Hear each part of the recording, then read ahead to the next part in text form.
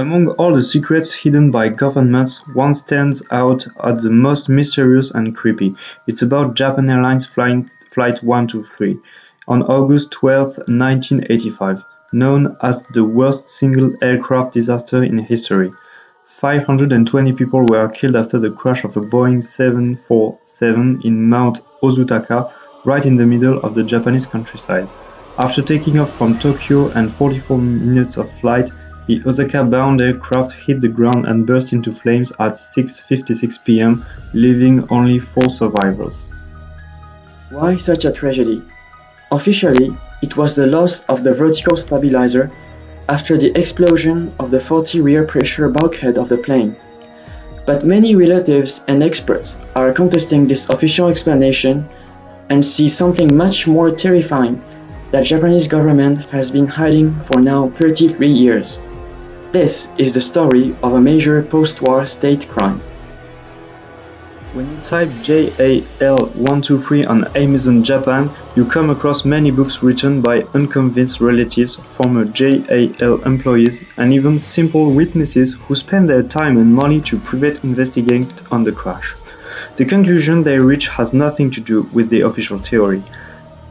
Indeed, many weird facts and details tend rather to debunk the official version of the accident. All begins with an explosion heard 12 minutes into the flight, while the plane was flying over the Sagami Bay.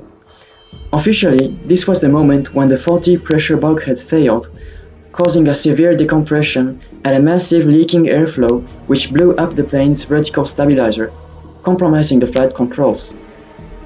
But people have another explanation for this sound. To understand that, look at this picture. This outside view was taken by a victim on board and would have been a great piece of evidence, but was curiously never mentioned in the official report. Do you see why? Because of this strange flying object. And according to the cockpit voice recorder, pilots were also aware of this UFO. Listen carefully to the recording just after the detonation.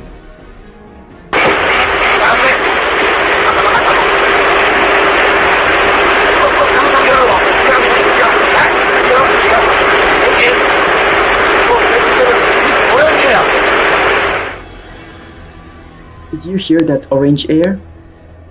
Actually, this orange flying object was a test missile used by the Japanese Self-Defense Force, which accidentally hit the tail of the aircraft. Because for a missile exercise, the Self-Defense Force uses flying targets and missiles that are painted in orange.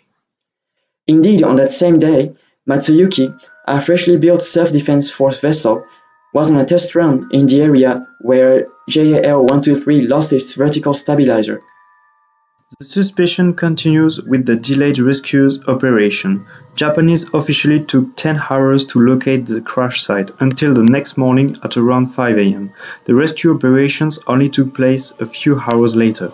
Until then, Japanese TVs such as NHK had reported fake crash locations overnight. But have a look at this Asahi Shimbun newspaper on the next morning. The aerial photo clearly dates from August 12th at 9:10 p.m. This means a civilian helicopter was able to locate and take a picture of the crash site only 2 hours after the crash. Many Uenomura villagers next to the crash site also realized that the plane had crashed into Mount Ozotuka and notified police, TV stations, etc. But TV continued to spread fake news. Moreover, many Uenomura school children testified that they had seen helicopters, planes, and military trucks heading to the crash site into the hours following the accident. A shock statement came into light only 10 years after the tragedy. The Americans arrived first on the scene. Former US Air Force pilot Michael Antonucci confessed that his C-130 aircraft had found the plane only 20 minutes after the crash, at around 7:15 p.m. This article, published in Pacific Stars and Stripes, reveals American choppers were about to rescue victims 2 hours after the crash, but they were suddenly ordered to return immediately to the Yokoto Air Base because they were told Japanese rescue team was arriving. Upon return, the crew was even told not to leak this fact. Yumi Ochiai, a survivor and an off-duty cabin attendant on the ill-fated flight, also testified that she had heard sounds of helicopters approaching them, leaving just after the crash. Survivors remembered that many around them had been alive and talking for a while. The rescue never came. Why did Japanese government refuse to help the US Army? Because they had to suppress the proof of the missile collision. Self-Defense Force was of course aware of this mishap. Many eyewitnesses saw two F-4 Phantom jets following the plane before the crash, including an off-duty Self-Defense Force officer, but never mentioned in the official report. Firemen arriving on the still-burning scene next morning noticed mixed smell of gasoline and tar, not consistent with the smell of jet fuel made of kerosene. Doctors examining the victims' bodies found that some seemed to have burned twice and completely carbonized, which again isn't possible with jet fuel. Now make the link with the military convoy witnessed by the local children the night of crash. We remind you that the Self-Defense Force owns flamethrowers fueled by a mixture of gasoline and tar. Strange enough, the pressure bulkhead was found at the crash site but cut into pieces by the Self-Defense Force before the formal investigation. Moreover, the tail of the plane which fell into the sea was never totally recovered. But despite the lack of this critical piece of analysis, the Japanese Investigation Board concluded that the accident was due to the destruction of the rear pressure bulkhead, which was badly repaired several years before. It would have caused violent cabin decompression, destruction of the tail wing, and all of the hydraulic systems. But the violent cabin decompression is denied again by survivors, who felt their ears only slightly plugged up, and even by the Airline Pilots Association of Japan.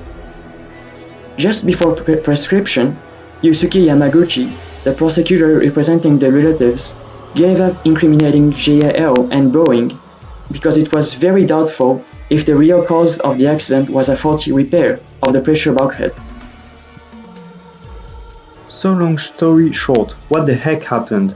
JAL 123 was accidentally hit by a test missile fired by a Japanese self-defense force vessel over the Sagami Bay. Two Japanese fighter jets scrambled and reported the traces of the collision on the damaged plane, while they noticed that the pilots were trying to divert to the nearest Yokota airbase. That's why they prevented the plane from landing and instead forced it to fly to the isolated Mount Ozutoka, where it eventually crashed. The Japanese authorities refused American help and spread fake news to keep the rescue team away from the scene. Overnight, the Self-Defense Force savagely eliminated all proof of the collision. The Japanese investigators could do nothing but come up with a fake crash report, ignoring significant evidence and testimonies. We understand that this theory might be difficult for you to accept, but it explains the best the many facts this tragedy tells us. If you also think so, please like and share this video. Thank you.